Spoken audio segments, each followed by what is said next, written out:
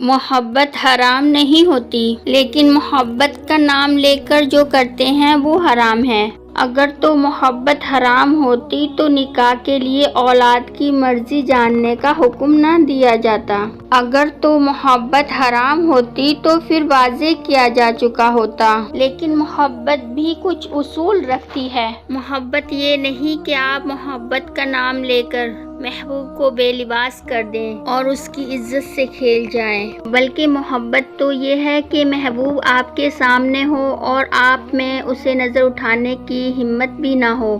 ہاتھ لگانا تو بہت دور کی بات، محبت حیات کے پردے کا نام ہے۔ ایک ایسا پردہ جو آپ کے دل میں ایک شخص کی عزت بڑھا کر خاص کر دے۔ محبت ایسی کہ آپ کی نظر ہر کسی پر نہ ٹھہر جائے، بلکہ وہ ایک ہی انسان کے نظر آنے کا انتظار کرے۔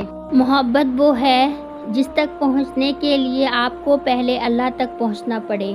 محبت ایک الہام کی طرح ہے، اور الہام محض خاص لوگوں کو ہوتے ہیں۔ خود کو اس الہام کے قابل بنائیں۔ کسی فرشتہ صفت چاہ کے لیے ضروری ہے کہ آپ خود بھی فرشتہ صفت لوگوں کی فہرست میں شامل ہو جائیں۔ خود کو محبت کے قابل بنائیں اور اللہ سے نکاح کو طلب کریں، اور وہ رب تو خود کہتا ہے کہ اعمال کا دار و مدار تمہاری نیتوں پر ہے۔